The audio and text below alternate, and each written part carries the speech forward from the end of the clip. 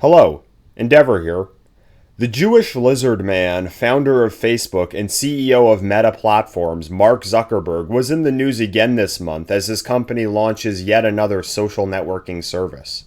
This time, his new platform known as Threads is a Twitter clone, hoping to draw off the success of the anger-inducing, attention-span-destroying, dopamine-administering Bird app which Elon Musk acquired last year, which is now going to be called X, apparently. Twitter has already threatened legal actions against Meta Platforms on the grounds that Threads was developed using trade secrets. This tweet by the Spectator Index features the Zuck's career highlights from the founding of Facebook in 2004 to the founding of Threads this month. You'd be forgiven if you didn't notice a major omission from 2021. In a video released on October 29, 2021, the reptilian technocrat himself announced that the focus of his company going forward would be the development of the Metaverse, a fully immersive virtual world and the rebranding of Facebook Inc. to Meta Platforms. In September 2021, the Facebook brand took yet another hit to its reputation following the leak of damning internal documents to the public. While the rebrand could have been seen as an attempt at damage control, making the Metaverse the focal point of their new brand, and the amount of money they would later sink into this, shows just how serious Zuckerberg was about the project. While they didn't make as many headlines, other megacorporations such as Disney, Microsoft, and Walmart began development of Metaverse technologies following Zuckerberg's 2021 announcement, seeing virtual reality as a new tech frontier. The Metaverse instantly became both a subject of ridicule for the internet and the basis for thought experiments on potential dystopian technocratic futures for the dissident right. The concept itself was disconcerting.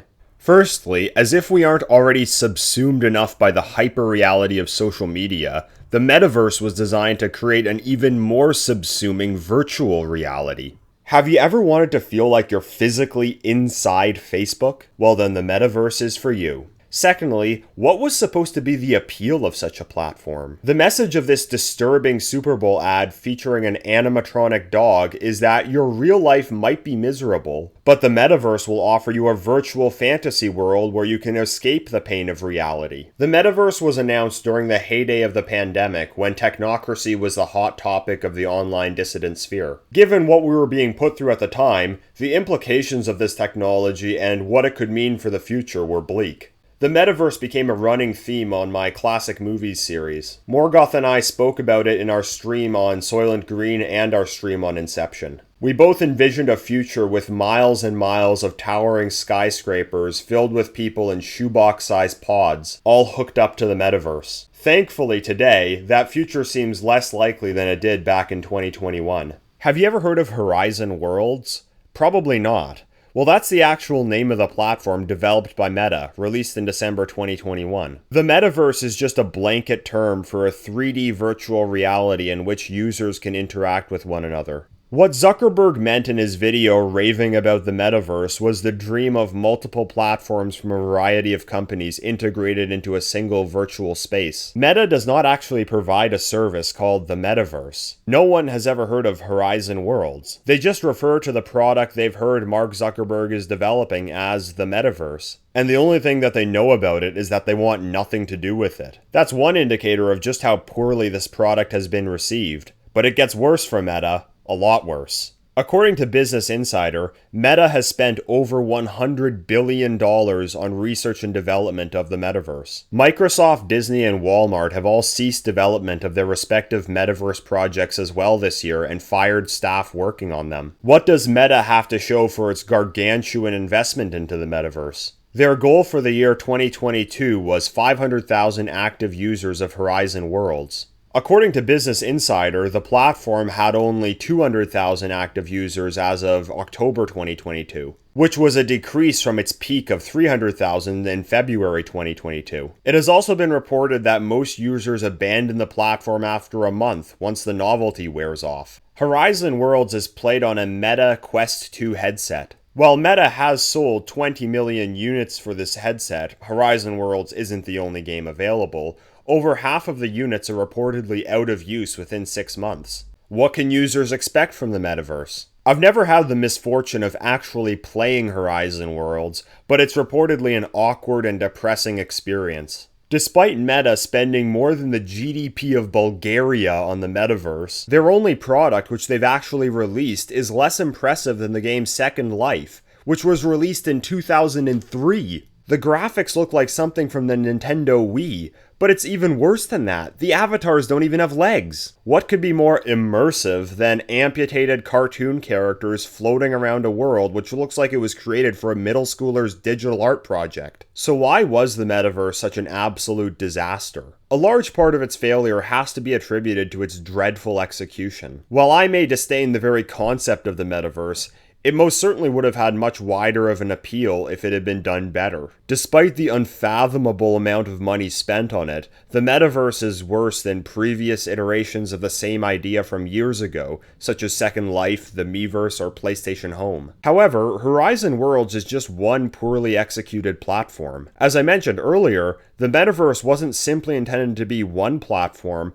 but an amalgamation of the entire virtual space on the internet. Other attempts at developing metaverse technology have also failed, and the initial groundswell of interest in the idea within the tech world following Zuckerberg's 2021 announcement has died off. One cited cause of this is the explosion of interest in AI at the end of last year. Launched on November 30th, 2022, ChatGPT took the tech world by storm. Companies have since shifted their focus to the development of AI services such as chatbots or AI art generators, leaving very little interest in the further development of metaverse technology. Likewise, discourse within our sphere of politics surrounding technology shifted from imagining dystopian futures created by VR to imagining dystopian futures created by AI. This definitely had an impact on the sudden drop-off in interest around the metaverse in the present, but this isn't the first time that this idea has failed to take off. The concept of virtual reality has been around for decades. Nintendo released a virtual reality console called the Virtual Boy in 1995.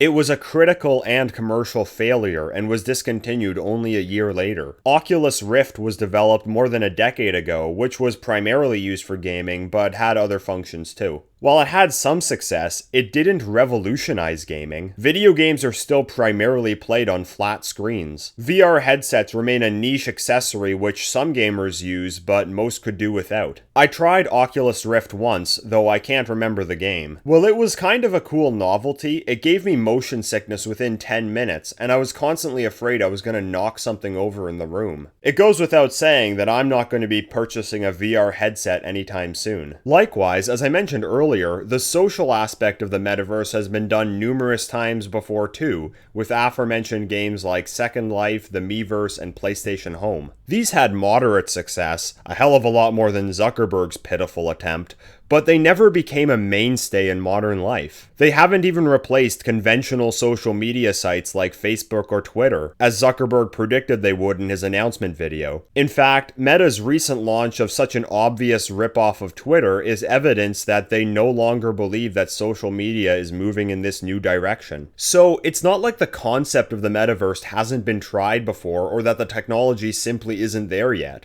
It has been tried, it just hasn't caught on. There are two possible explanations I could think of as to why there is so little interest in the metaverse. One is really blackpilling, the other is really whitepilling. The first possible explanation is that the population has been dumbed down to such a degree that a fully immersive virtual world is simply an inefficient way to keep us distracted. Why go through the effort to buy and hook yourself into an expensive and complicated VR setup to immerse yourself into hyperreality when 10-second TikTok videos can do the same from the screen of your smartphone? It could be that the metaverse won't be necessary to placate the masses, who already have enough technology to keep them glued to their couches. The second possible explanation is that we could be experiencing burnout with the encroachment of computer technology into every aspect of our lives. The failure of the metaverse could be a sign that people have had enough. As our lives have become increasingly dominated by the screen, we feel a deep sense of emptiness and longing for a more authentic life. Not one lived in a virtual fantasy world, but in the real world.